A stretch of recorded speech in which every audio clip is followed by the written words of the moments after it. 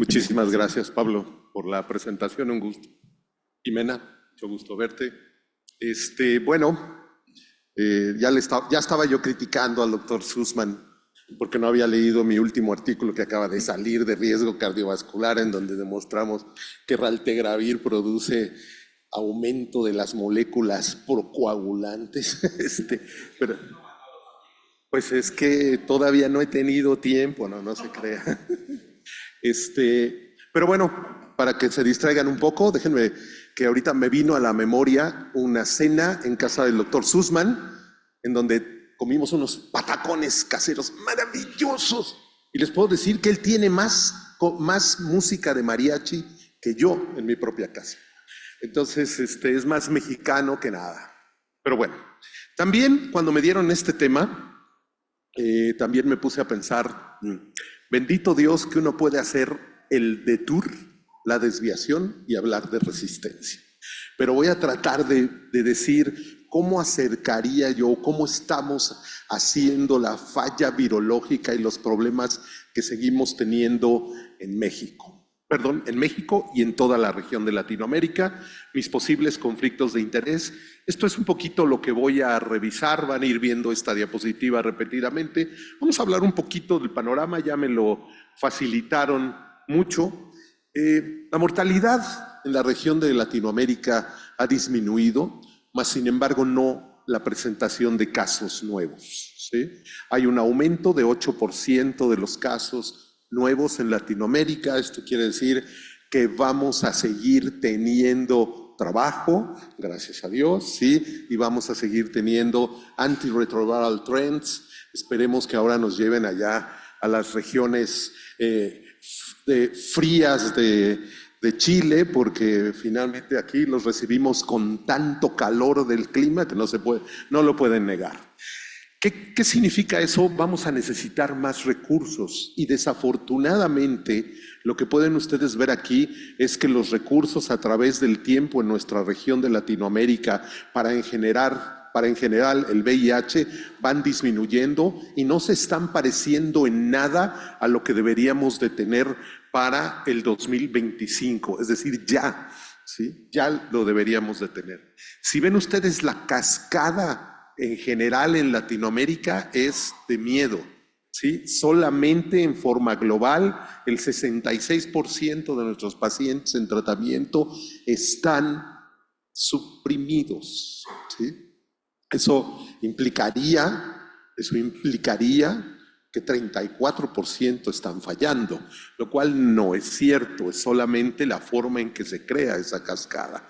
Y en esta otra gráfica ustedes pueden ir viendo exactamente en la región latinoamericana lo que tenemos en falla. Y se los puse para más facilidad, porque no sabía yo que iba a tener este circulito. Se los puse para más facilidad. Esta mancha en azul claro es lo que tenemos más o menos de falla de pacientes que están en tratamiento y que no están virológicamente suprimidos, juntando los reportes de toda la región.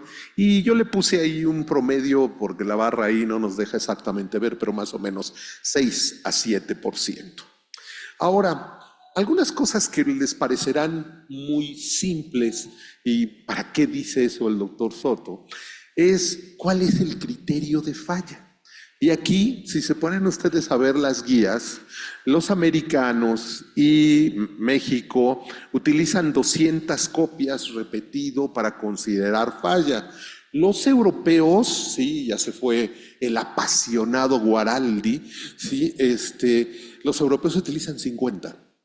Y aquí yo lo he comentado varias veces en reuniones con varios de mis colegas, que este es un problema de las cargas virales realizadas con PCR en tiempo real. Entre 50 y 200 no son buenas, Pero tenemos un problema, porque afortunadamente, al menos en los países más supuestamente ricos, o los que éramos ricos y vamos en detrimento, en general en Latinoamérica utilizamos el 200 copias, lo cual es muy bueno, pero vean este resultado muy interesante de la cohorte sueca. Y vean qué interesante en aquellos que están entre 50 y 199 copias. Vean el modelo completamente ajustado, tiene el doble de riesgo de mortalidad y, ¿sí? Y también tiene, sin embargo, no aumenta los eventos serios asociados a SIDA. Qué raro, ¿no? Desafortunadamente, tal vez eso no es lo que quisiéramos ver, mas sin embargo, el riesgo de una viremia no suprimida, vean cómo es, desde luego, mucho mayor. Estas condenadas cargas bajas, low level viremias que todo mundo habla, nos están dando mucho dolor de cabeza y nos están dando mucho dolor de cabeza con los inhibidores de integrasa, ¿sí? De tal manera que ya tenemos un trabajito para ver si me vuelven a dejar, ya dijo el doctor Martínez Buitrago, a ver si me vuelven a dejar hablar en CROI, digo, por lo menos con un trabajo, por invitación es diferente, pero a ver si me dejan hablar otra vez en CROI, que es precisamente mutaciones de resistencia a integrasa en pacientes en viremias de bajo nivel. Estamos juntando los pacientes. Ahora, ¿qué sabemos de falla virológica? Y aquí sí nos vamos a dar algunos topes, porque no hay muchos resultados de qué hay de falla virológica en nuestra región. En esta publicación del 2015, y quiero que se sitúen en el 2015, porque evidentemente no estamos teniendo ahí inhibidores de integrasa de segunda generación. Lo que vemos en esta publicación del grupo de Casanet es diferencias en clínicas muy especializadas de diferentes países. Algunos de ustedes se localizarán por ahí, pero vean ustedes, ahí está mi propio hospital. Y lo que quiero que se fijen, y ahorita vamos a poder comparar con el dato que nos presentó el doctor Martínez Buitrago, es esta parte de al año. Estamos hablando de una cohorte en la que predominantemente se trataban los pacientes, como todavía ocurre mucho en Latinoamérica, con efavirenz. Y aún así, la falla, esta es falla virológica, ¿sí? Tómenlo en cuenta, esta es falla virológica. La falla al año era de 7.8%, lo que nos presentó el grupo de mi país, ¿sí? Ahora en CROI, es para Victegravir y para Dolu, que se parecen mucho al año, casi 13%.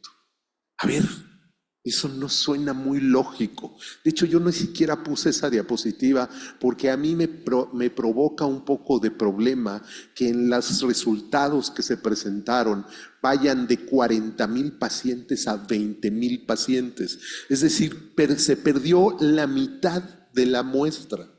Si se perdió la mitad de la muestra, y eso podría hacer variar mucho los resultados. Pero ahí está la comparación. Esto quisiera decir que había menos fallas en esquemas con efavirenz o con inhibidores de proteasa que con Victegravir en un país que es Victegravir only, prácticamente como es México. No only, pero mostly, ¿sí? Ok, ¿qué pasa en este mismo viendo cambio? Esto no es falla. Este es cambio.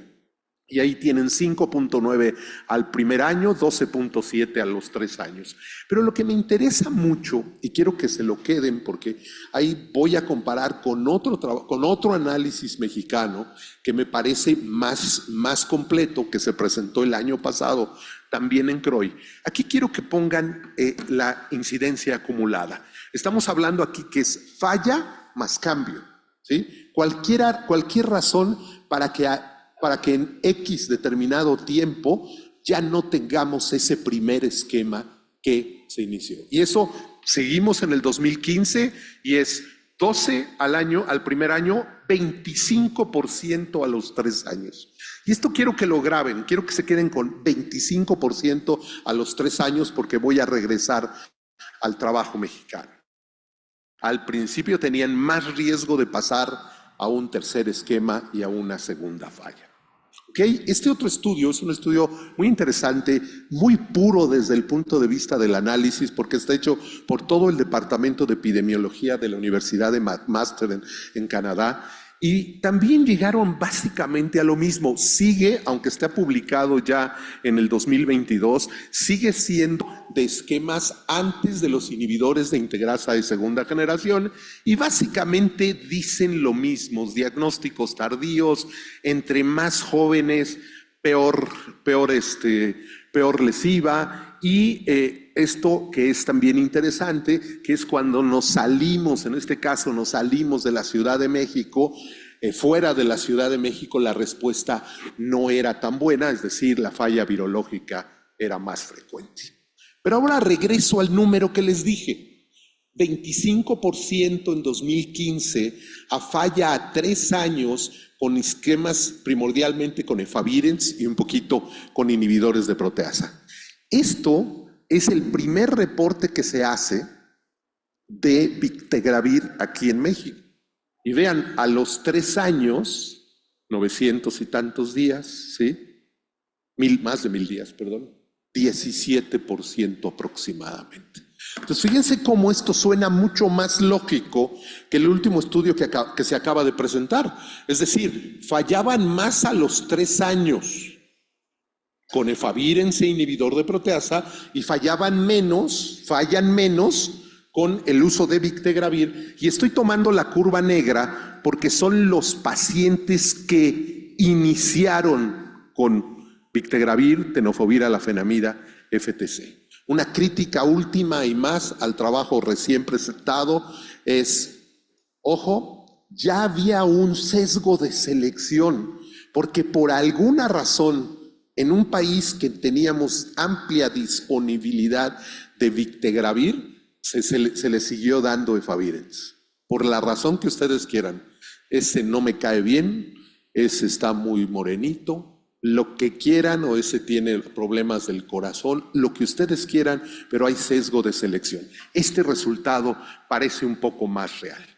Ahora, ¿qué pasa de resistencia a los inhibidores de integrasa? Que sé que muchos estaban esperando que hablara y hay cosas interesantes que les voy a contar de esto. Como marcador de la falla virológica, ¿sí? Por eso lo utilizo. Ya saben que los inhibidores de integrasa de segunda generación son la onda hoy, son lo nuevo, lo fashion, como ustedes quieran llamarle. Desde 2021 y antes ya eran también en Latinoamérica. ¿Y qué pasa? Nos dicen los ensayos clínicos, que ya nos lo presentaron muy bien hoy en previas presentaciones, dicen los ensayos clínicos que no hay resistencia prácticamente. Bictegravir, dolutegravir, prácticamente no hay resistencia. Pero nos recibe CROI con esta publicación de la OMS. Y esta publicación de la OMS nos dice que 6% en el DoluResist, que 6% de las personas que están virémicas en dolutegravir tienen mutaciones y que, ojo, esta parte es bien interesante, y son más en dolutegravir 3-TC. Uy, ya le dieron que comer a los que no les gustan los esquemas de doble dosis. Esto tiene que traducir algo y no lo sabemos todavía claramente en este reporte. Pero si por ahí me dijeran y pensaran que los que van a fallar son los que no tienen una buena adherencia, lo que les puedo decir es que aquella palabra que nunca me ha gustado traducir, pero que sé que todos ustedes utilizan, que se llama forgiveness, que es el qué tanto nos perdona fallas de tratamiento, parece ser no tan bueno en dolutegravir 3-TC comparado con el triple esquema. Y eso sí es importante en pacientes que no van a tener buena respuesta. Y este otro estudio, en las encuestas de PEPFAR, nos hablan de frecuencias de resistencia. Ojo, es resistencia en los que están ya fallando, de 3.9 a 19.6 en dolutegravir. Y de verdad que hasta los que no tienen cabello, como algún compañero mío que quiero que se rían aquí mis amigos, sí, hasta los que no tienen pelo se les paró el cabello. ¿Cómo? 19% de resistencia. Bueno, a ver, es que hay que leer lo que nos están diciendo, ¿no? En una sesión en la que tuve la oportunidad de presentar, todos los demás trabajos eran de África, Y vean lo que estamos viendo. En Malawi y Zambia, 4.4%, 2 de 45 muestras.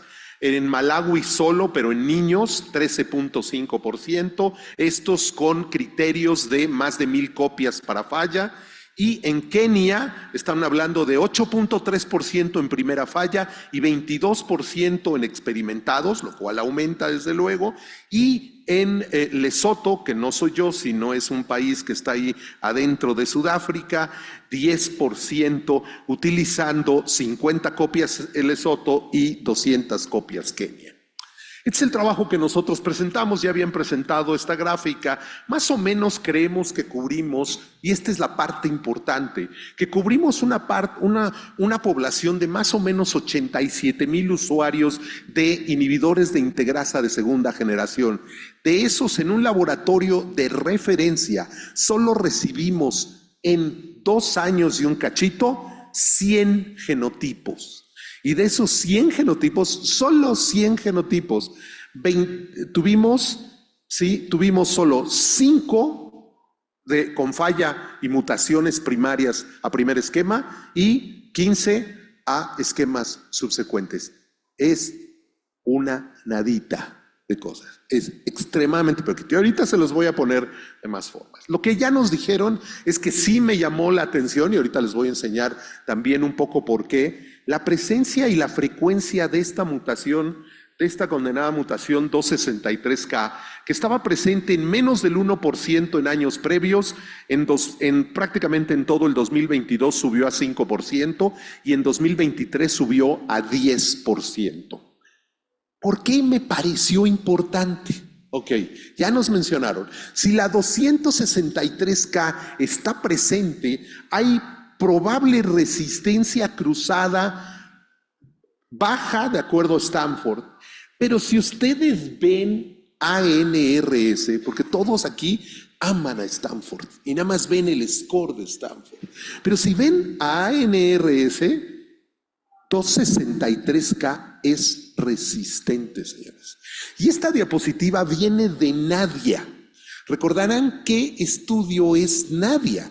Nadia es segunda línea después de falla a efavirenz, dolu contra daruna, AZT3TC contra tenofovir, y vean la combinación aquí, la que yo vi en mi estudio. 263K más M50I, ¿sí?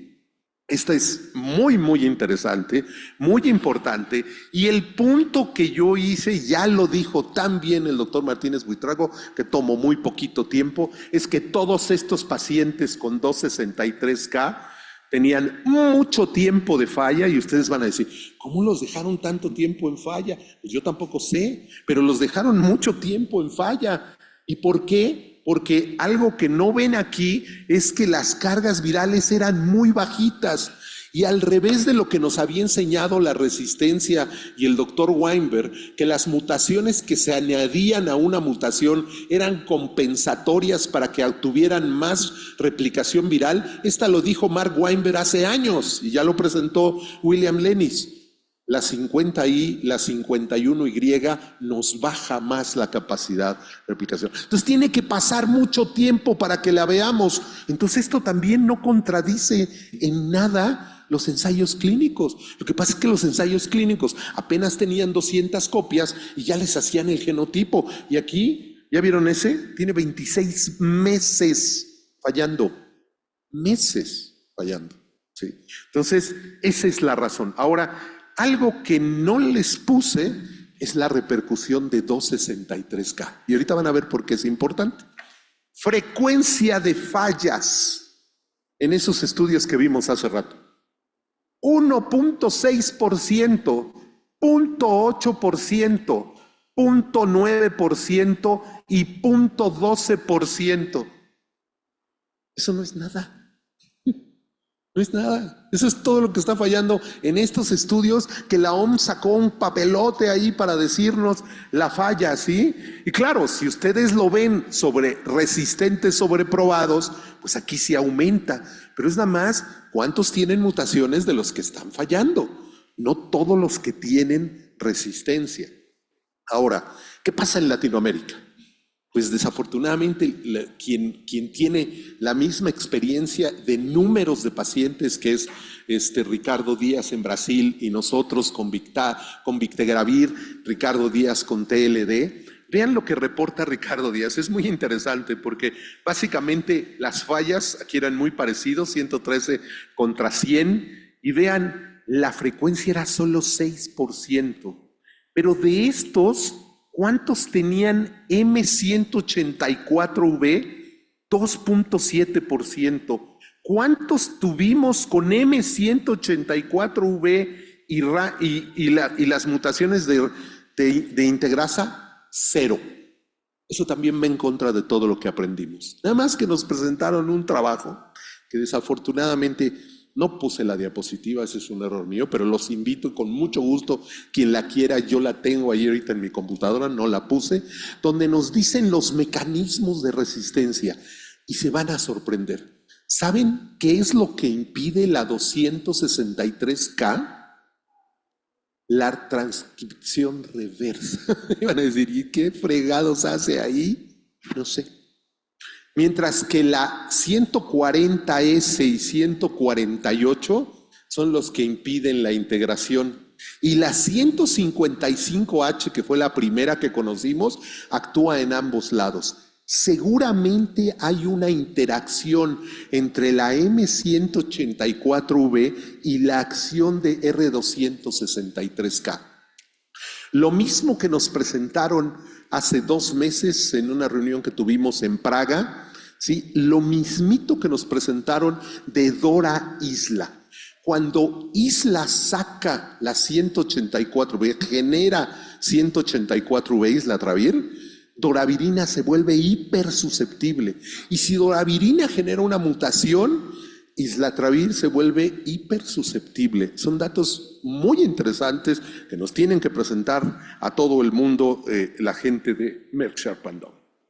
Ahora, ojo, nos hemos quedado nada más en la 263K y efectivamente el resultado de Ricardo Díaz fue que la más frecuente de las mutaciones primarias conocidas para los inhibidores de integrasa es la 263K.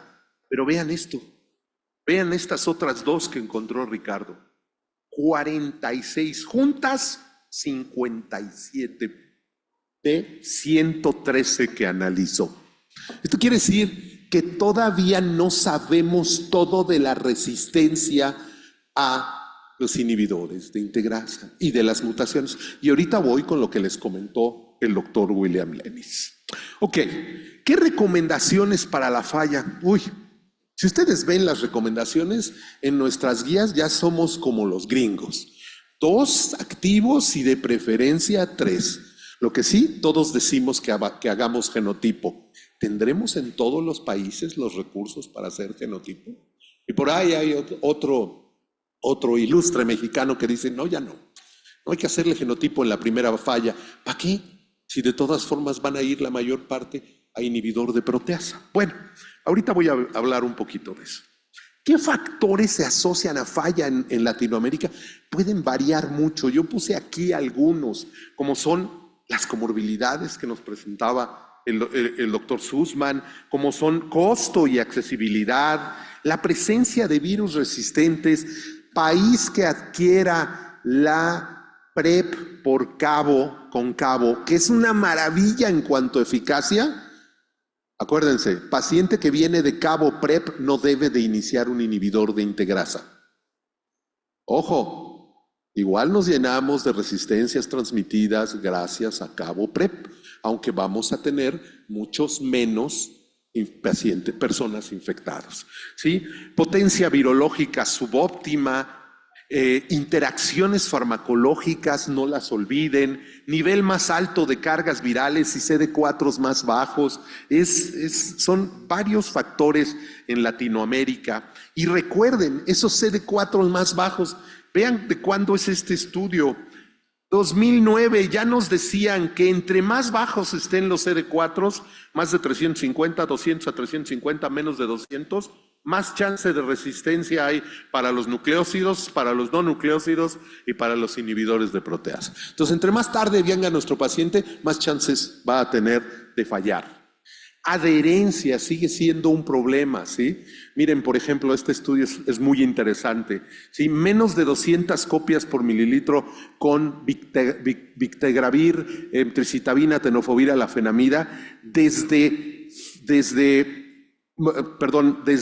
adherencias del 70 al 79%, la respuesta es 100%. ¿Y cómo están las adherencias promedios en México? Ya saben, tenemos que buscar una de esas cosas que se llaman revisiones sistemáticas, que son muy bonitas, pero pueden mentir. Pero vean las adherencias, promedio de las adherencias en Latinoamérica, 78%. ¿Sí? A los 30 días, a los 90 días, casi el 80%. ¿Esas son nuestras adherencias? Eso es lo que reportan los estudios, supuestamente. Entonces, adherencia es un problema que nos lleva. Y bueno, que no me voy a tomar el tiempo, porque por ahí me van a ya decir que ya me estoy pasando de tiempo, me faltan 2 minutitos. Pero, a ver, esto es algo que hicimos en la última guía que yo coordiné aquí en México, que fue la de 2019-2021.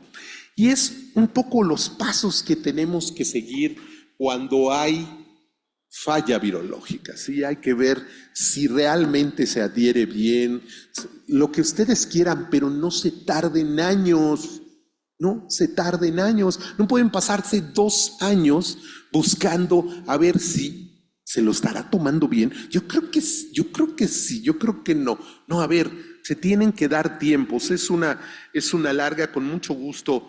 Lo pueden ver en la guía mexicana, perdón.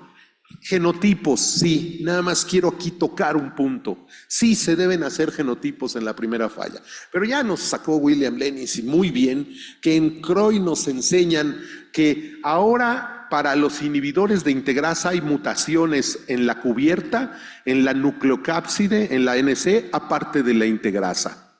O sea, ya hay en todos lados. A ver, este es un estudio in vitro. Tenemos un equipo de trabajo con los holandeses y los españoles, específicamente la gente de la Universidad de Utrecht y la gente de Roger Paredes en la IRSI Caixa en Barcelona. Estamos secuenciando los virus completos de los pacientes que fallan en inhibidores de integrasa, ¿sí? Nosotros México, presentamos 25 secuencias y ellos presentaron en conjunto más del doble de lo que nosotros. Ni una sola de estas mutaciones. Y me hubiera gustado que en esta reunión que tuvimos hace una semana hubieran escuchado al doctor Roger Paredes, al cual yo le admiro mucho. Estas mutaciones fuera de la integrasa probablemente van a ser de muy, muy, muy poca importancia desde el punto de vista clínico real. Y bueno, conclusiones. En nuestra región los casos nuevos de VIH-Sida aumentan, los recursos económicos escasean, más de 6% de las personas en tratamiento están en falla. Afortunadamente los criterios de falla son uniformes, la frecuencia y los factores de riesgo están muy bien publicados para efavirenz e inhibidor de proteasa, pero aunque la frecuencia con INSTI parece ser menor, tenemos que ver qué es lo que está pasando con los inhibidores de integrasa de segunda generación. La resistencia en países de recursos limitados a los inhibidores de integrasa es muy bajita, no es 0, pero es muy baja, ¿sí? Hay que conocer patrones locales y la presentación tardía y la adherencia son causas muy relevantes de la falla virológica en nuestra región. ¿Qué les recomiendo? Tratar de evitar nuevas infecciones. Tenemos que trabajar sobre los PrEPs, sobre la supresión virológica, reforzar diagnósticos tempranos. Le toca al gobierno, pero podemos ayudar. Reforzar en la región el uso de medicamentos de gran potencia y barrera a la resistencia. Ya, Edgardo, el siguiente tema ya te lo dejo abierto. ¿Será que sí podremos todo Latinoamérica tener inhibidores de integrasa de segunda generación? Establecer programas de adherencia, esos PROs, esos PROs que recomendaba Giovanni Guaraldi, son maravillosos. Tenemos que trabajar más en ellos. Determinar los factores relacionados a falla virológica, a INSTIs en nuestra región y los patrones de resistencia a los instis de segunda generación. Les agradezco mucho su atención. Solamente para terminar, el sombrerito de la presentación suena un poco más colombiano o sudamericano. El sombrero de charro mexicano que vino de España en la colonia y luego se cambió en San Luis Potosí, es un sombrero más grande, no tan colorido como el del anuncio, ¿sí? Pero ¿saben qué? El sombrero nunca será importante si no hay mezcal. Muchísimas gracias.